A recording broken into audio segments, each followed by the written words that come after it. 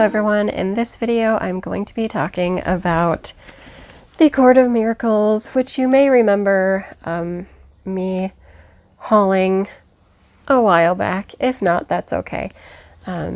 So Court of Miracles is by Kester Grant.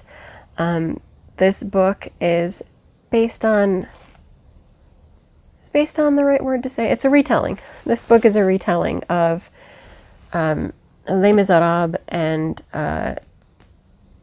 the Jungle Book. Totally spaced for a minute, but it's Les Miserables and the Jungle Book. And I'm not gonna lie, I didn't love it. I'm a little bit disappointed, but I didn't love it. For whatever reason, it fell flat for me. I could see other people potentially liking it more than I did, and that's a shame. I was excited, one, because it was based on Les Mis, and you know, there was a lot of touting that if you liked Eponine and you think that Eponine was done wrong, you should read this. And I mean, I guess maybe if you liked Eponine and felt that she was done wrong, but the character is so entirely different that I don't know. I don't think that I could recommend it in that sense. I don't know. I definitely do see, like, it clearly reads as a hybrid of Les Mis and the Jungle Book. There are bits that are its own story. So I mean, I won't take that away from it, but in this case, I almost feel like the retelling was too distracting for what was actually trying to be done in the book. I almost feel like it would have been better to totally be its own self. And I guess that's hard for me to describe or explain why. But I don't know. Essentially what happens in this book is that right in the beginning, Nina, who is the Eponine character, her sister is taken away, or sold technically, to the Tiger. And the Tiger is a leader of one of the main, like, organizations. There's these different guilds. And, you know, you have them divided. There's, like, the Thieves Guild, and I'm trying to think of all the other ones, like the Court of Ghosts or something. I'm trying to keep them all in my head. But essentially they have, like, certain roles or whatever that they do. And so the Tiger is the head of one of them. Yeah, it's like thieves, assassins, ghosts. I don't remember all of them because I really didn't get that into it. But, you know, beyond all that, essentially Nina's sister gets sold to the Tiger and she wants to get her back. When she tries to get her back, and she goes, like, through this whole process, and she ends up joining one of the groups. I believe it was the Thieves. She ends up, you know, sneaking into where her sister has ended up, but her sister is too far gone. Like, I don't know if she's in a prostitution thing as well, but she's definitely into this whole drug thing, and she no longer even cares about leaving. She's so far gone into the drugs that she just doesn't care anymore. And, you know, even though Nina tries to save her, she just says no. So Nina really devotes herself to kind of getting back at the Tiger. And in this whole process or way of things, there is a Cosette character, but Cosette character is not like how Cosette is in the book. Instead, she's more like Nina's little sister, and so Nina decides to take care of her and protect her and not allow the Tiger to get her, because the Tiger has shown interest in the sister. And so there's this whole process of things that happens. I can't explain everything, and I don't want to, but essentially it's just things that she does in order to save Nina. Things that Nina does in order to save the Cosette character, which I can't remember. She's like Etty. Yes, Etty. So it's great derivative. So Nina does whatever she can to save Etty. And there are, like, love interests in this book as well. One is the Dauphin, the actual, like, son of the queen. Are they queens? Now I can't remember how the ruling is. And she stole from him when she was young and kissed him. I don't remember why, maybe just to escape. And he's been kind of into her since then. So there's his interest in Nina. And then there's the Enjolras character, and he's had his things happening. I don't know. And they have this sort of love-hate relationship that's kind of cute. But if I read it correctly, neither one of them really matter to her. And she goes off in the end with someone else.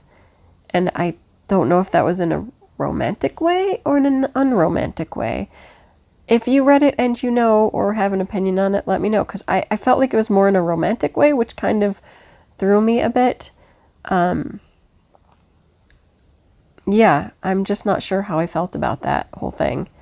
So, I don't know. In general, this book just fell flat for me. I didn't get that invested in any of the characters or the story. It was just like, it was a story that it was a story that I read, but I wasn't like invested in.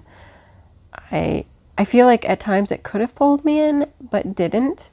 And I think also why it fell flat for me is because, and it kind of goes back to a quote in my other, really probably my favorite read of this year, which is If They Were Villains, where it talked about the brilliance of Shakespearean tragedy is that hope, that element of hope that you have, even though there's all this dark stuff happening and the end usually does end tragically, you have that kernel of hope. It's like this dichotomy that exists when you have good, sad stories.